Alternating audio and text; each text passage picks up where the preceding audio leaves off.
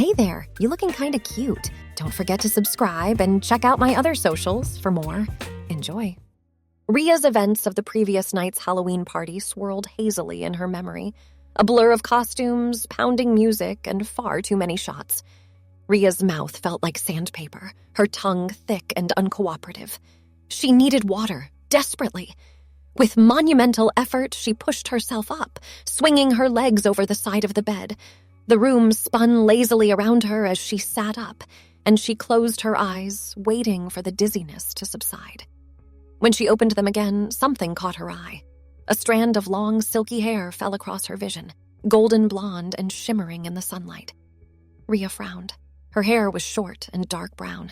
She didn't remember putting on a wig last night. Confused, she reached up to brush the hair away, then froze. Her hand looked different. Slender fingers tipped with perfectly manicured nails came into focus. She stared at them, uncomprehending. "What the hell?" The words came out in an unfamiliar voice, higher, softer than her own. Ria's heart began to race as panic set in.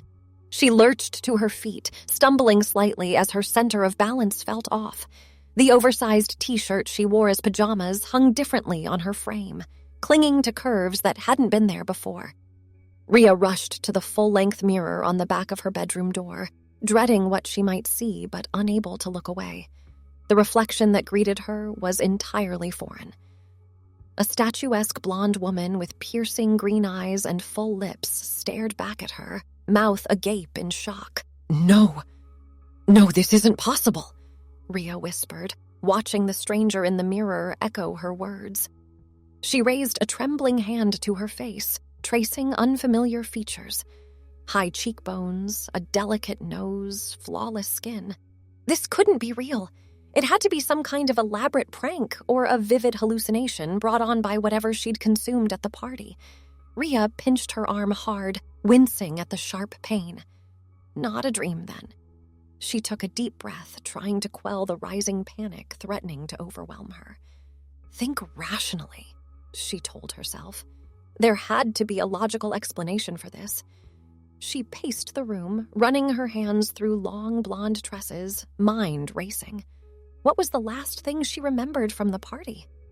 There had been music, dancing, drinking games. And then what? Try as she might, Ria couldn't recall how she'd gotten home or anything past a certain point in the evening. A thought struck her, and she rushed to check her phone. The lock screen showed the correct date, November 1st. So she hadn't lost any time, at least. But how was this possible? People didn't just wake up in different bodies. Ria's gaze fell on the costumes strewn across her floor, a witch outfit she'd worn to the party. Had there been some kind of spell involved? She'd always scoffed at the idea of real magic, but faced with her current predicament, she was willing to consider outlandish explanations. She picked up the costume, searching for anything unusual. A scrap of paper fluttered to the ground, a business card for Madame Zara's Mystical Emporium. Ria vaguely recalled stopping by the shop while putting together her costume. The old woman who ran it had been eerily intense, insisting on gifting Ria a small vial of shimmering liquid. "For good fortune," she'd said with a wink.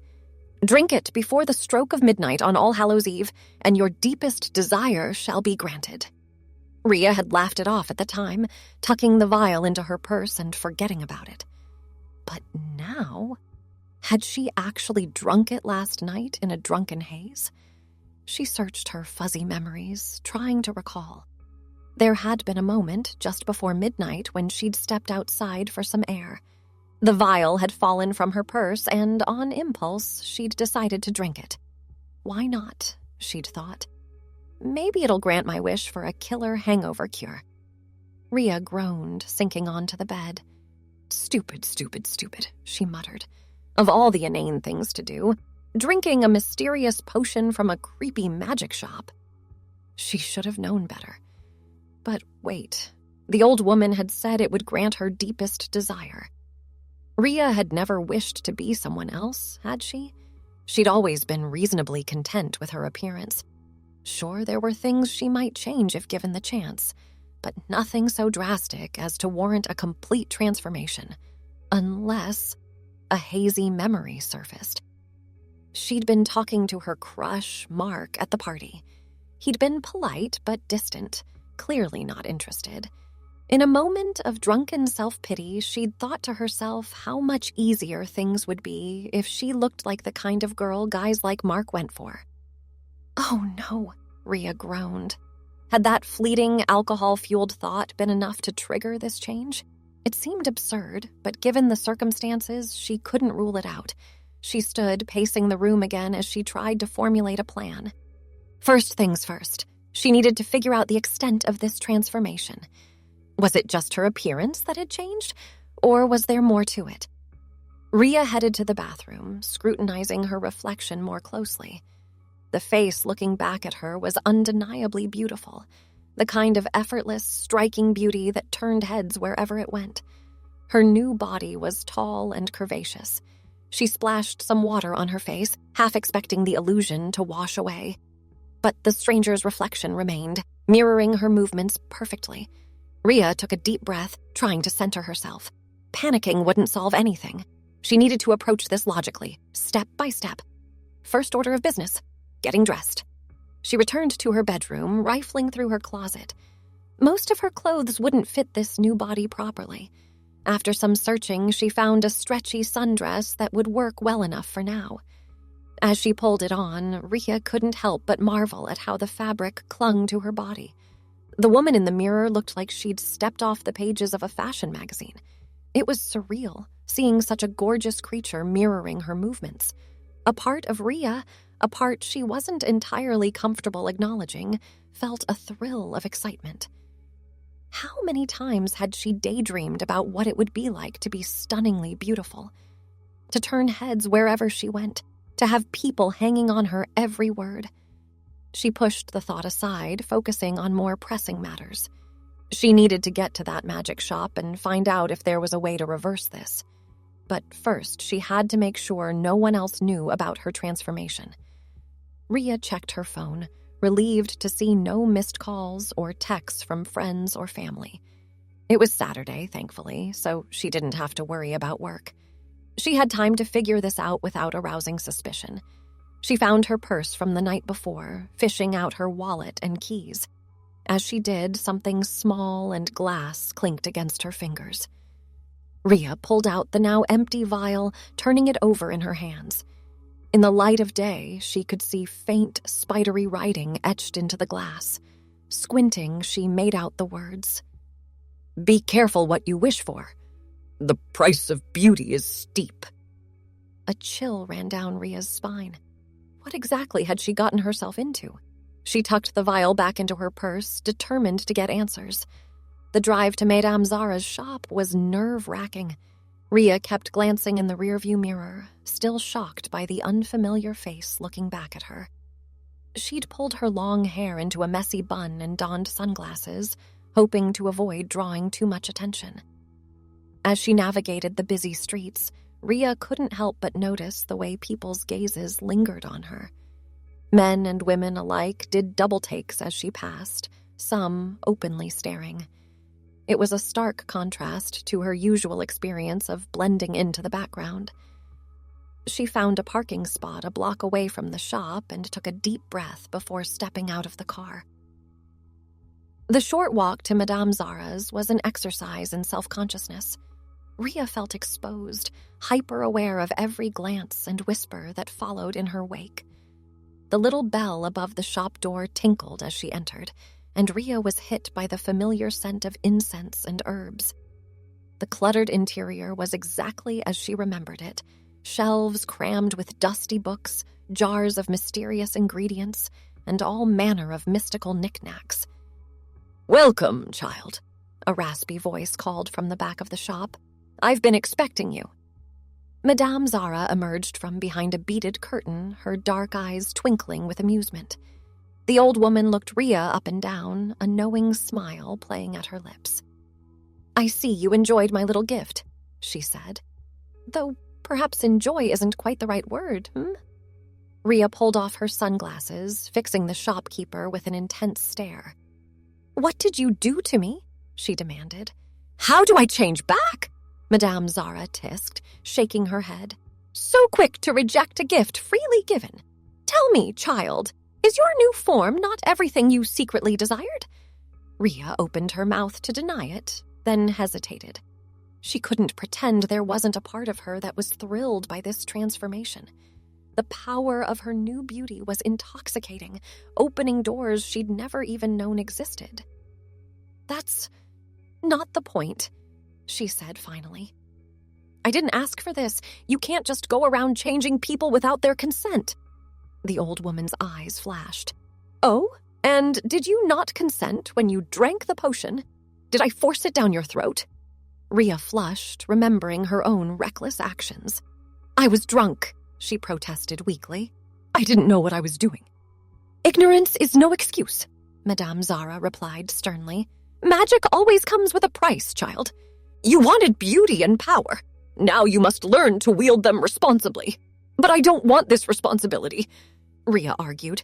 I just want to be myself again. There has to be a way to reverse the spell. The shopkeeper regarded her silently for a long moment, her weathered face inscrutable. Finally, she sighed. There is always a way, she conceded. But the path back may be more difficult than you imagine. Hope surged in Rhea's chest. I'll do whatever it takes, she said eagerly. Just tell me what I need to do. Madame Zara turned, rifling through a nearby shelf. She pulled out a slim volume bound in faded red leather, blowing dust from its cover.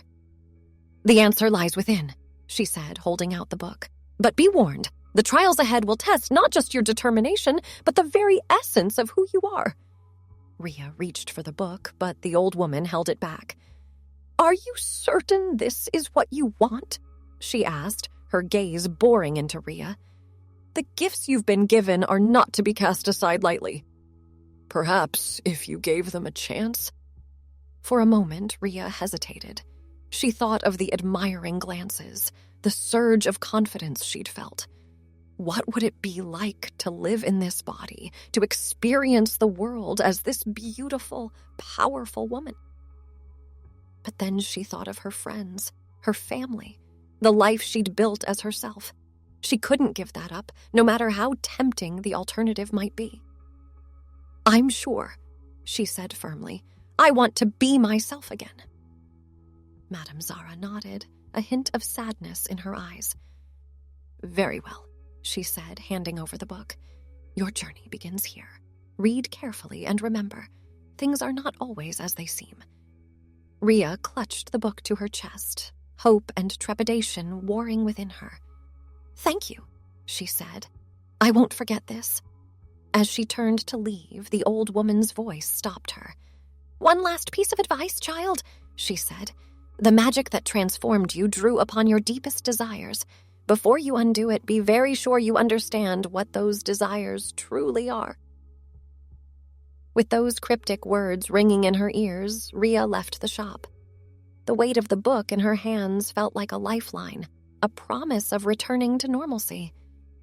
But as she walked back to her car, she couldn't shake the nagging feeling that things were about to get a whole lot more complicated. Back in her apartment, Rhea settled onto the couch, the mysterious tome open on her lap. The pages were filled with dense, archaic text and intricate diagrams. She pored over them, struggling to make sense of the arcane language. Hours passed as she delved deeper into the book's secrets. Slowly, a picture began to emerge. The spell that had transformed her was indeed reversible, but the process was far from simple. It required a series of tasks to be completed, each one designed to test different aspects of her character. The first trial, the book explained, was one of self-awareness. Rhea had to confront the true nature of her desires, not just the superficial wants, but the deep-seated longings that had shaped her life. Only by understanding and accepting these core truths could she begin to reclaim her true self. Rhea leaned back, rubbing her temples. How was she supposed to do that? She'd always thought she knew herself pretty well, but this whole experience had thrown everything into question. What if her deepest desires weren't what she thought they were? She glanced at her reflection in the TV screen, still startled by the beautiful stranger looking back at her. Was this really what she wanted, deep down? To be admired and desired above all else? No, she told herself firmly. This wasn't her. She wanted to be valued for her mind, her personality, not just her looks. But a small voice in the back of her head whispered doubts.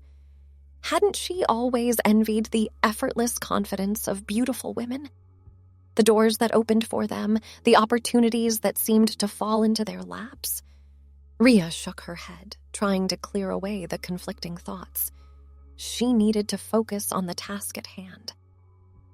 The book mentioned a ritual that would help her access her subconscious desires. It involved meditation and a series of reflective exercises. Taking a deep breath, Rhea began to follow the instructions. She lit candles, arranging them in a specific pattern on the floor. The scent of sandalwood filled the air as she settled into a comfortable position, closing her eyes. As she focused on her breathing, letting the tension drain from her body, Rhea felt a strange sensation wash over her. It was as if she were floating, disconnected from her physical form. Images began to flash through her mind. Memories, dreams, fragments of forgotten wishes. She saw herself as a child, dreaming of becoming an astronaut. Then a teenager, longing to fit in with the popular crowd. Her college years, driven by a desire to prove herself intellectually. And more recently, the gnawing loneliness she'd tried so hard to ignore. As the images swirled faster, Rhea began to see a pattern emerging. Behind all her surface-level wants and needs, there was a constant, underlying current. A deep-seated desire to be seen, truly seen for who she was. Not just her appearance or accomplishments, but the entirety of her being. The realization hit her like a physical blow. This transformation, it wasn't really about being beautiful. It was about being impossible to ignore, to overlook. In her new form, people couldn't help but see her, but it was a hollow victory because they weren't seeing the real Rhea at all. Tears pricked at her eyes as the truth sank in. She'd spent so much of her life feeling invisible, convinced that if she could just be prettier or smarter or more accomplished, then finally people would notice her. But that wasn't what she truly wanted. She wanted genuine connection, to be valued for her authentic self. As this epiphany washed over her, Rhea felt a subtle shift. The foreign feeling of her new body began to fade, replaced by a familiar comfort. She opened her eyes, heart racing, and rushed to the mirror. Her own face looked back at her, the face she'd known all her life. Brown eyes, slightly crooked nose, frizzy dark hair. Rhea laughed in disbelief, touching her cheeks to make sure it was real. She'd done it. The first trial was complete. By confronting and accepting her true desires, she'd taken the first step towards reclaiming herself. But as the initial elation faded, Rhea realized this was only the beginning. The book had mentioned multiple trials, each more challenging than the last. And there was no guarantee she'd be able to maintain this form. The magic that had transformed her was powerful and unpredictable. Still, she felt a new sense of determination. She understood herself better now, and that knowledge gave her strength. Whatever challenges lay ahead, she would face them as her true self. Rhea returned to the book, ready to discover what the next trial would entail. As she flipped through the pages, she couldn't help but wonder what other revelations awaited her on this strange journey. And when all was said and done, who would she be when it was over? The second trial, according to the book, was one of courage and selflessness. Rhea would need to perform an act of true bravery, putting the needs of others before her own desires. The catch? She would have to do it while in her transformed state, resisting the temptation to use her beauty for personal gain. Rhea's heart sank as she read the instructions. Just when she thought she'd regained her true form, she'd have to willingly transform back into the beautiful stranger. The idea filled her with a mix of dread and shameful excitement. Taking a deep breath, she focused on the memory of how she'd looked in that other body. To her surprise, the change came easily this time. One moment she was herself, and the next she was once again the stunning blonde who'd greeted her in the mirror that morning. "Okay," she muttered, steadying herself. "I can do this. It's just temporary." The book was frustratingly vague on what exactly constituted an act of true bravery. It had to be something meaningful, something that challenged her on a deep level. And it had to happen organically. She couldn't force or manufacture a situation. Unsure of how to proceed, Rhea decided to go about her day as normally as possible. She had errands to run anyway, and being out in the world would surely present more opportunities than staying cooped up in her apartment. As she walked down the street, Rhea was once again acutely aware of the attention she drew. Men's gazes lingered, women either glared or looked on with envy. She felt simultaneously powerful and deeply uncomfortable. At the grocery store, the difference in how people treated her was stark. The normally surly cashier was suddenly all smiles and small talk. A stock boy nearly fell off his ladder trying to offer assistance. Rhea found herself torn between annoyance at the superficiality of it all and a guilty enjoyment of the special treatment. She was so distracted by her conflicting emotions that she almost missed the commotion near the store's entrance. A group of people had gathered, their voices raised in alarm. Rhea moved closer, curious despite herself. In the center of the group stood a young man, wild-eyed and agitated. He was waving a knife, shouting incoherently. Most of the onlookers had backed away, but an elderly woman seemed frozen in place, directly in the man's path. Time seemed to slow as Rhea assessed the situation. The sensible part of her brain screamed at her to stay back, to let someone else handle this. But a deeper instinct propelled her forward. "Hey!" she called out, surprised by the authoritative tone of her new voice. "Why don't you pick on someone your own size?" The man's head snapped towards her, momentary confusion replacing the manic gleam in his eyes. Rhea's heart pounded, but she forced herself to stand tall, projecting a confidence she didn't feel. "That's right, I'm talking to you," she continued, taking a step closer. "Put down the knife and we can talk about this like adults." For a tense moment, she thought he might lunge at her, but then, to her amazement, his posture slumped. The knife clattered to the ground as he buried his face in his hands, beginning to sob. Rhea approached cautiously, gesturing for someone to help the elderly woman to safety. She placed a gentle hand on the man's shoulder, murmuring soothing words. As the adrenaline faded, she realized her hands were shaking. What happened next was a blur of police statements and heartfelt thanks from the other shoppers. The young man, it turned out, was in the midst of a mental health crisis. He was taken away for evaluation and treatment, while the elderly woman he'd inadvertently threatened couldn't stop singing Rhea's praises. "Such a brave young lady," she kept saying, patting Rhea's hand. "And beautiful, too. They should put you on the news, dear." Rhea smiled awkwardly, uncomfortable with the attention.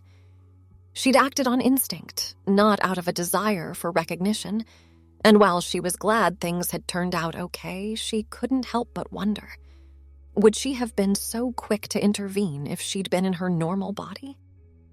The thought troubled her as she finally made her way home, groceries forgotten in the aftermath of the incident.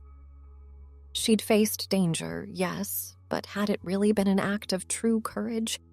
Or had she been emboldened by the confidence that came with her transformed appearance? As she pondered this, Rhea felt an odd tingling sensation. She looked down at her hands, watching in fascination as they shimmered and changed. Within moments, she was back in her original body. A wave of relief washed over her. Whatever her motivations, it seemed the magic had judged her actions worthy. She had passed the second trial, but there was no time to celebrate. The book had warned that each trial would come in quick succession, building upon the lessons of the last. Even as Rhea tried to process what had happened, she could feel the next challenge taking shape. The third trial, she discovered, was perhaps the most daunting yet. It required her to confront her deepest insecurities and fears, to lay bare the parts of herself she'd always kept hidden. and she would have to do it publicly in a way that left her completely vulnerable. Ria's stomach churned at the thought. She'd always been a private person, carefully curating the image she presented to the world. The idea of exposing her innermost doubts and weaknesses was terrifying. But as she reflected on the previous trials, she began to understand the purpose behind this challenge. True strength, true beauty, they came from authenticity, from embracing all aspects of oneself, even the messy, imperfect parts. With trembling hands, Ria opened her laptop. She navigated to her little used blog, staring at the blank page before her. Taking a deep breath, she began to type. "I've always been afraid," she wrote. "Afraid of not being good enough, smart enough, pretty enough. Afraid of being seen and judged and found wanting. But I'm realizing now that in trying to hide these fears, I've been hiding the best parts of myself too." The words flowed more easily now, years of pent-up emotions spilling onto the page. Ria wrote about her struggles with self-doubt, her fear of intimacy, the loneliness she'd never admitted to anyone. She wrote about the complicated relationship she had with her appearance, the shame she felt for sometimes wishing she looked different. And she wrote about the strange journey of the past few days, the lessons she'd learned about true beauty and strength. She didn't mention magic explicitly, that would be a step too far, but she described the experience of seeing herself through new eyes, of understanding the power and pitfalls of physical beauty. As she wrote, Ria felt a weight lifting from her shoulders. There was something incredibly freeing about putting it all out there, about shedding the carefully constructed facade she'd maintained for so long. When she finally finished, her finger hovered over the publish button.